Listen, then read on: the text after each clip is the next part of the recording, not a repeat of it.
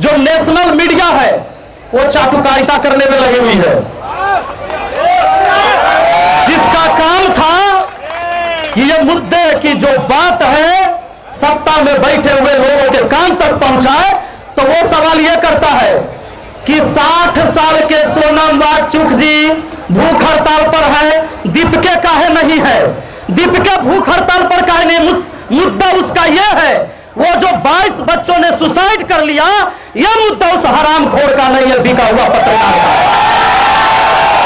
उसका मुद्दा यह है कि कहता है कि जंतर मंतर पर जब छात्र जाते तो खाना खाते हैं, उसके गार्जियन जा रहे तो वहां खाना खा रहे।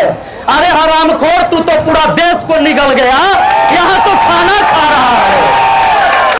आज हमारे जितने साथी यहां खड़े हैं और हमारे सोनम वांगचुक जी, दीपके जी और तमाम छात्र लीडर और छात्र जो ये संघर्ष कर रहे हैं, अगर इनके सहयोग में मेरा एक शब्द का भी योगदान है तो मैं समझूंगा कि मेरे जीवन का एक हिस्सा है, इस लड़ाई में मैंने भी लड़ाया है।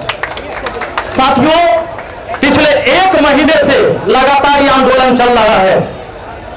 सोनम वांगचुक जी लगभग 20 दिन से भूख हड़ताल पर है। ये जंतर मंतर और पार्लियामेंट ज्यादा दूर नहीं है।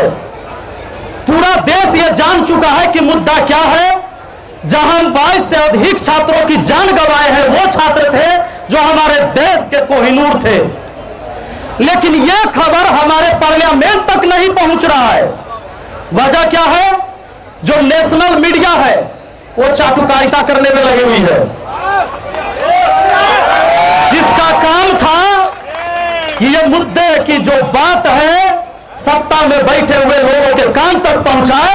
तो वो सवाल ये करता है कि 60 साल के सोनम वांगचुक जी भूख हड़ताल पर है, दीपके काहे नहीं है? दीपके भूख हड़ताल पर काहे नहीं? मुद्दा उसका यह है, वो जो 22 बच्चों ने सुसाइड कर लिया, यह मुद्दा उस हरामखोर का नहीं है, बिका हुआ पत्रकार का।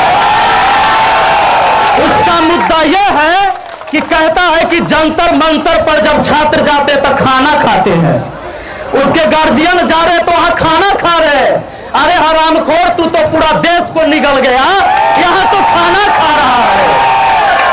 हरकत तो ऐसी है इनकी, ये लगातार ऐसे ऐसे बयान देते हैं कि सरकार के तरफ से बोलने के लिए इनको रखा गया है, ये देश के तरफ से नहीं है, ये सरकार की बातें बोल रहे हैं। हमारे देश के शिक्षा मंत्री को इस बात से कोई मतलब नहीं है, सरकार को कोई मतलब नहीं है कि भाई हम अपनी कोई टीम भेजे। कहता है कि भूख हड़ताल कौन तोड़वाएगा? तो दीपके भूख हड़ताल तोड़वाएगा। यह हमारे देश के सरकार का काम नहीं है। पत्रकार मीडिया इस तरह से बिक चुकी है। अच्छा, एक चीज और हम सुने हैं, कहता है कौन चीज?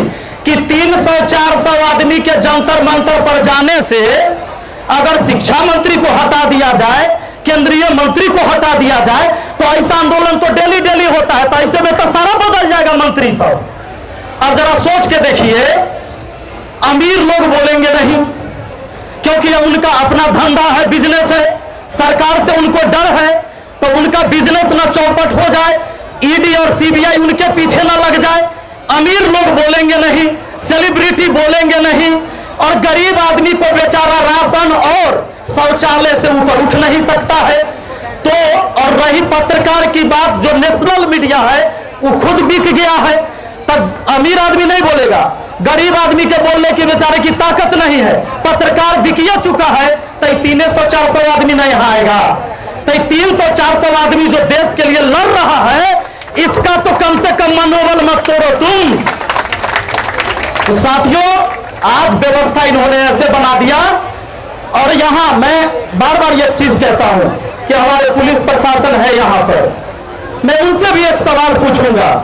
आपके भी बच्चे पढ़ते हैं, कोई नेता अगर चोर साबित हो जाए और जनता ये बता दे कि ये नेता चोर है, आप उसका कुछ नहीं बिगाड़ सकते।